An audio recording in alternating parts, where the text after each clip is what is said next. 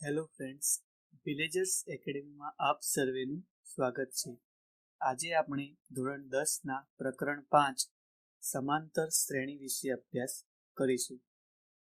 શ્રેણી શબ્દ તો આપ સર્વેએ સાંભળ્યો જ હશે.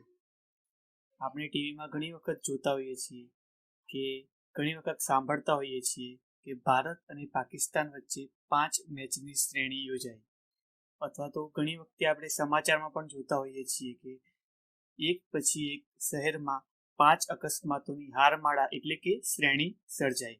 એટલે શ્રેણીની આપણે વ્યાખ્યા આપવી હોય તો એવી આપી શકીએ કે શ્રેણી એટલે કોઈ પણ વસ્તુ અથવા ઘટનાની ક્રમબદ્ધ ગોઠવણીને આપણે શ્રેણી તરીકે ઓળખી શકીએ.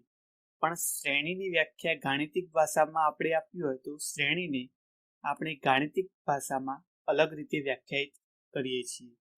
તો શ્રેણી એટલે ગાણિતિક ભાષામાં આપણે કહેવું હોય તો એમ કહી શકીએ કે શ્રેણી એટલે ગાણિતિક સંખ્યાઓની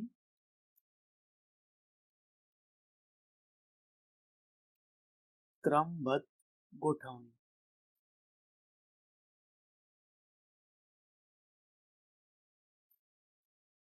તો ગાણિતિક ભાષાની અંદર શ્રેણીનો મતલબ થાય ગાણિતિક સંખ્યાઓની ક્રમબદ્ધ ગોઠવણી. એ જ રીતે આપણે આજે સમાંતર શ્રેણીની વાત કરવાની છે. તો સમાંતર એટલે આપણને ખબર છે, સમાંતર શબ્દની સંધિ છૂટી પાડીએ તો સમાન પ્લસ અંતર એ રીતે આપણે લખી શકીએ. તો સમાન પ્લસ અંતર મીન્સ કે જેમનું અંતર સમાન હોય એટલે કે સમાન અંતર ધરાવતી.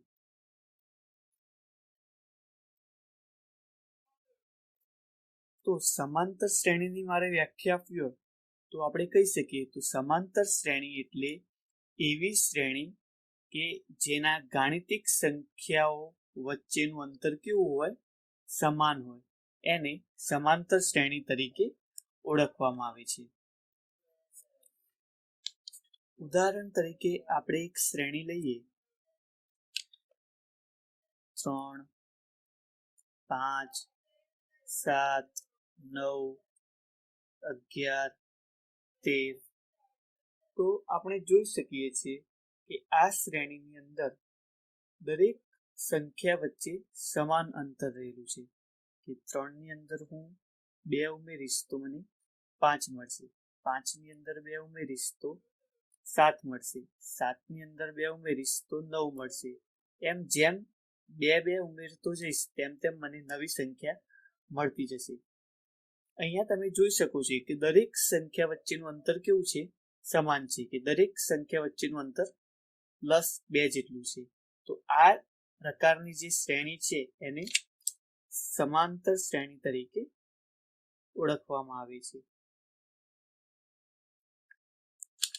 આવું જ બીજું એક ઉદાહરણ જોઈએ 10, 20, 30, 40. તો આ શ્રેણી સમાંતર શ્રેણી છે કે નહીં તો આપણે ચકાસીએ. તો અહીંયા આપણે જોઈ શકીએ છીએ કે 10માં આપણે 10 ઉમેરીશું તો આપણને 20 મળશે, 20ની અંદર 10 ઉમેરીશું તો 30 મળશે, 30ની અંદર 10 ઉમેરીશું તો 40 મળશે. એમ જેમ જેમ આપણે 10 ઉમેરતા જઈશું એમ આપણને આગળની સંખ્યા મળતી જશે. અહીંયા તમે જોઈ શકો છો કે દરેક સંખ્યા વચ્ચેનું અંતર કેવું છે, તફાવત કેવો છે, સરખો છે. તો આ પ્રકારની શ્રેણી પણ કેવી છે, સમાંતર શ્રેણી છે. આપણે બીજું એક ઉદાહરણ લઈએ 10, 5, 0, -5, -10. અહીં તમે જોઈ શકો છો કે 10માંથી હું 5 બાદ કરીશ તો મને 5 મળશે, 5માંથી 5 બાદ કરીશ તો 0 મળશે, 0માંથી 5 બાદ કરીશ તો -5 મળશે, -5માંથી માઇનસ કરીશ 5 તો -10 મળશે. આમ આ શ્રેણીમાં પણ તફાવત તો કેવો છે, સરખો છે, -5નો તફાવત છે દરેક સંખ્યા વચ્ચે. દરેક સંખ્યા ઘટતી જાય છે. તો આ પ્રકારની શ્રેણી પણ કેવી શ્રેણી કહેવાય, સમાંતર શ્રેણી.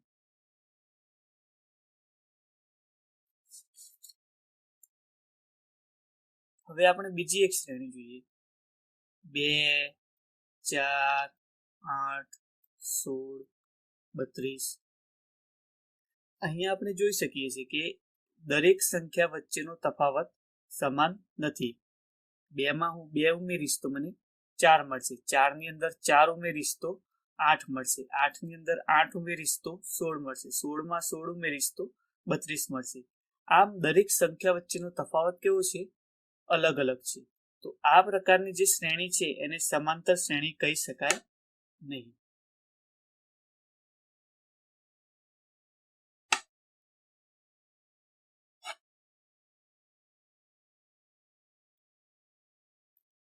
હવે આપણે સમાંતર શ્રેણી સાથે જોડાયેલા પદો અને સૂત્રોનો અભ્યાસ કરીશું.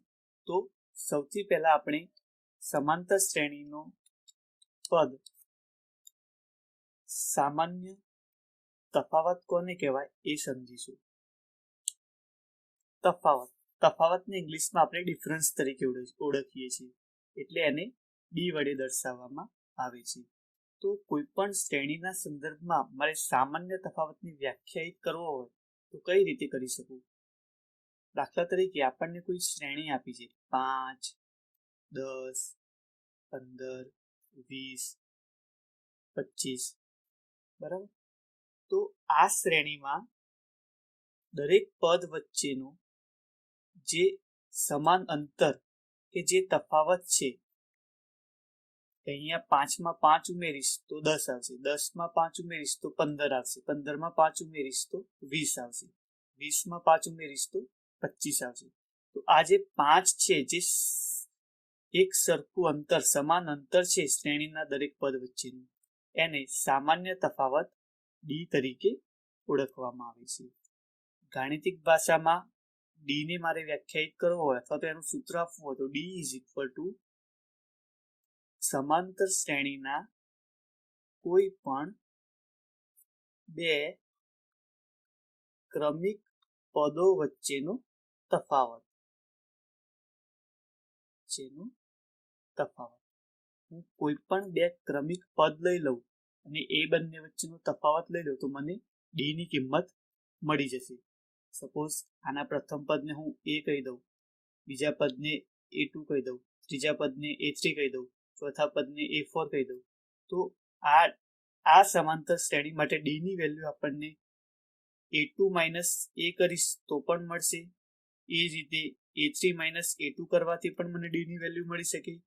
એ જ રીતે A4 માઇનસ A3 કરવાથી પણ ડી ની વેલ્યુ મળી શકે. આમ કોઈ પણ બે ક્રમિક પદો વચ્ચેનો તફાવત લેવાથી આપણને ડી ની કિંમત મળી શકે છે.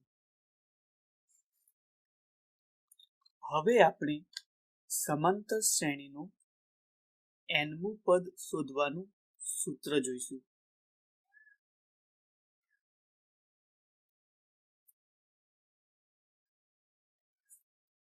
તો કોઈ પણ સમાંતર શ્રેણી આપણને આપેલી હોય, એનું nમું પદ શોધવું હોય તો એના માટેનું એક સૂત્ર છે. Tn is equal to a plus n minus 1 into d. આ સૂત્રના દરેક પદ વિશે આપણે સમજીએ, પછી આ સૂત્ર કઈ રીતે આવ્યું એના વિશે પણ આપણે ડિટેલમાં સમજીએ. તો Tn મીન્સ nમું પદ. અહીંયા આપણને એક શ્રેણી આપી છે 5, 10, 15, 20. તો આનું પ્રથમ પદ, આ બીજું પદ, ત્રીજું પદ, ચોથું પદ, એ જ રીતે આગળ પાંચમું પદ હશે, છઠ્ઠું પદ હશે, સાતમું પદ હશે. એ જ રીતે nમું પદ, કોઈ પણ નંબરનું આપણે પદ શોધવું હોય તો અહીંયા n ની વેલ્યુ મૂકી આપણે એ પદ શોધી શકીએ છીએ. તો આ સૂત્રની અંદર એ જે છે એ શ્રેણીનું પ્રથમ પદ દર્શાવે છે. કે કોઈ પણ સમાંતર શ્રેણી આપણને આપી હોય, એનું nમું પદ શોધવું હોય તો અહીંયા એ શું દર્શાવે છે? એનું પ્રથમ પદ. આ શ્રેણી માટે પ્રથમ પદ કયું થશે? a બરાબર 5 થશે. અહીંયા n શું દર્શાવે છે? n મીન્સ કે આપણે જે પદ શોધવું છે એ પદની સંખ્યા દર્શાવે છે. પાંચમું પદ શોધવું છે, છઠ્ઠું પદ શોધવું છે, સાતમું પદ શોધવું છે. જે નંબરનું પદ શોધવું હોય એની કિંમત n તરીકે લેવામાં આવે છે. અને ડી છે એ આપણે આગળ જેમ વાત કરી એમ સમાંતર શ્રેણીનો સામાન્ય તફાવત દર્શાવે છે. બરાબર. તો આ સૂત્રનો ઉપયોગ કરી આપણે કોઈ પણ સમાંતર શ્રેણી માટે nમું પદ, કોઈ પણ નંબરનું પદ શોધવું હોય તે આપણે શોધી શકીએ છીએ. આ સૂત્ર આવ્યું કઈ રીતે, તો એ સમજવા માટે આપણે એક શ્રેણી લઈ લઈએ. 5, 10, 15, 20, 25. બરાબર.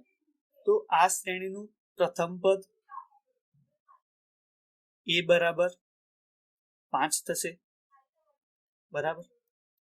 આનું બીજું પદ શોધવું હોય મારે, તો બીજું પદ લખવું હોય તો બીજું પદ ઇઝ ઇક્વલ ટુ, આપણે પ્રથમ પદની અંદર સામાન્ય તફાવત ઉમેરીએ તો આપણને બીજું પદ મળશે. એટલે a પ્લસ ડી કરીશ તો મને બીજું પદ મળશે. તો અહીંયા a કેટલા છે? 5. અને સામાન્ય તફાવત કેટલો છે? 10 માઇનસ 5 એટલે 5 થશે. એટલે 10. એ જ રીતે ત્રીજું પદ કઈ રીતે મળશે? તો આ જે પદ મળ્યું a પ્લસ ડી, બરાબર.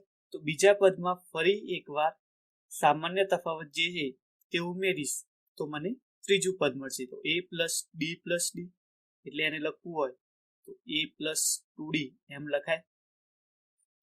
બરાબર. તો a બરાબર 5 પ્લસ 2 ઇન્ટુ ડી બરાબર 5. 5 પ્લસ 10 ઇઝ ઇક્વલ ટુ 15. એ જ રીતે ચોથું પદ શોધવું હોય તો ત્રીજું પદ આપણને જે મળ્યું a પ્લસ 2d, એની અંદર ડી ઉમેરીશ એટલે મને ચોથું પદ મળશે.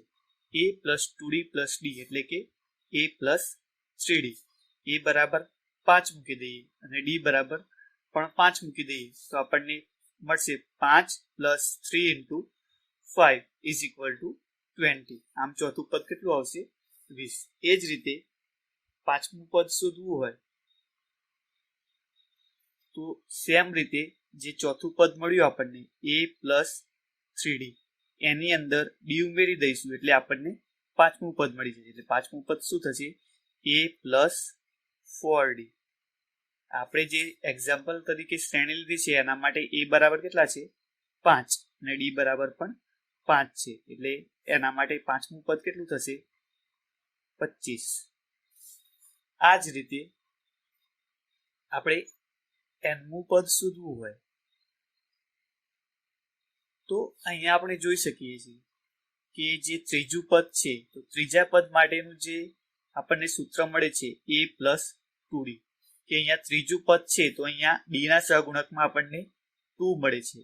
એ જ રીતે ચોથું પદ છે એનું સૂત્ર છે a પ્લસ 3d, તો ડી ના સહગુણકમાં આપણને 3 મળે છે. મીન્સ કે આપણે જે નંબરનું પદ શોધવું હોય તેના કરતા એક સંખ્યા ઓછી ડી ના સહગુણકમાં આવે છે. તો એ જ રીતે મારે nમા પદ માટે લખવું હોય તો આ સૂત્ર પરથી લખવું હોય તો આ રીતે લખી શકાય. a પ્લસ, અહીંયા પાંચમું પદ હતું તો 4 હતા, તો nમા પદ માટે n માંથી 1 ઓછું કરીએ તો n માઇનસ 1 લખાય અને સહગુણક ડી. તો આ સૂત્ર પરથી આપણે nમું પદ શોધી શકીએ છીએ. એટલે આપણે આગળ જે ચર્ચા કરી nમું પદ શોધવાનું સૂત્ર એ આ રીતે આપણે તારવી શકીએ. તો nમું પદ શોધવાનું સૂત્ર tn બરાબર a plus n minus 1 into D. ઘણી વખતે nમું પદ છે એને tn ની જગ્યાએ an વડે પણ દર્શાવવામાં આવે છે. આપણે આને લગતો એક દાખલો જોઈએ જેથી આપણને આ ટોપિકનો વધારે ખ્યાલ આવશે. તો અહીંયા આપણને એક સમાંતર શ્રેણી આપી છે 4, 6, 8, 10, 12 અને આ સમાંતર શ્રેણીનું 20મું પદ શોધવાનું કીધું છે. તો આ સમાંતર શ્રેણી પરથી મારે આનું પ્રથમ પદ લખવું હોય તો પ્રથમ પદ a બરાબર કેટલા આપ્યા છે? 4 છે. બરાબર. એ જ રીતે આ શ્રેણી માટે મારે સામાન્ય તફાવત લખવો હોય તો સામાન્ય તફાવત, તો તો સામાન્ય તફાવત એટલે આપણે જોઈ ગયા કે સામાન્ય તફાવત એટલે સમાંતર શ્રેણીના કોઈ પણ બે ક્રમિક પદો વચ્ચેનો તફાવત. તો આપણે કોઈ પણ બે ક્રમિક પદ લઈ લઈએ. ધારો કે આપણે 8 અને 6 લઈ લઈએ, તો 8 - 6 કરીએ એટલે આપણને તફાવત મળી જશે. એટલે સામાન્ય તફાવત b બરાબર કેટલા આવશે? 2. હવે આપણને 20મું પદ શોધવાનું કીધું છે, તો n બરાબર કેટલા આવશે? 20. બરાબર. તો આ બધી કિંમત આપણી જોડે જે સૂત્ર છે nમું પદ શોધવાનું, tn બરાબર a plus n minus 1 into d. તો આ સૂત્રની અંદર આપણે આ બધી કિંમતો મૂકી દઈશું. a બરાબર 4, b બરાબર 2 અને n બરાબર 20. તો આપણને nમું પદ મળી જશે. એટલે 20મું પદ આનું શોધવું હોય તો t20 બરાબર અહીંયા a ની જગ્યાએ કેટલા આવશે? 4 પ્લસ n ની જગ્યાએ 20 માઇનસ 1 અને d ની જગ્યાએ 2. 4 પ્લસ 20 માંથી 1 જાય તો 19 ગુણ્યા 2, 4 પ્લસ 38. એટલે જવાબ કેટલો આવશે? 42. એટલે આ સમાંતર શ્રેણીનું 20મું પદ કેટલું થશે? 42. બીજો એક એક્ઝામ્પલ લઈએ જેથી તમને વધારે ખ્યાલ આવશે. અહીંયા આપણને એક સમાંતર શ્રેણી આપી છે 20, 16, 12, 8. તો આ સમાંતર શ્રેણીનું આપણને 12મું પદ શોધવાનું કીધું છે. તો આગળના દાખલામાં કર્યું એ જ રીતે સૌથી પહેલા આનું પ્રથમ પદ શોધીશું. તો પ્રથમ પદ a બરાબર કેટલા આવશે? 20. તેના પછી તેનો સામાન્ય તફાવત શોધીશું. તો સામાન્ય તફાવત b એટલે કોઈ પણ બે ક્રમિક પદો વચ્ચેનો તફાવત. એટલે કે 16 માઇનસ 20 કરું તો કેટલા આવશે? -4. એ જ રીતે આ બે પદોનો તફાવત પણ હું લઈ શકું, આ બે પદોનો તફાવત પણ લઈ શકું. દરેકનો જવાબ કેવો આવશે? સરખો જ આવશે. બરાબર. અને અહીંયા આપણને કયું પદ શોધવાનું કીધું છે? 12મું પદ શોધવાનું કીધું છે. એટલે n બરાબર કેટલા આવશે? 12. તો nમું પદ શોધવાનું આપણું જે સૂત્ર છે tn બરાબર a plus n minus 1 into d. એની અંદર આ કિંમતો મૂકી દઈએ. a બરાબર 20, d બરાબર -4 અને n બરાબર 12. તો આપણને આપણું 12મું પદ મળી જશે. એટલે કે t12 is equal to a બરાબર 20 પ્લસ n બરાબર 12 માઇનસ 1 અને d બરાબર -4. 20 પ્લસ 12 માંથી 1 જાય તો 11 ગુણ્યા -4. એટલે કે 20 માઇનસ 11 × 4 44. એટલે કે -24. એટલે આપણું 12મું પદ કેટલું થશે? -24.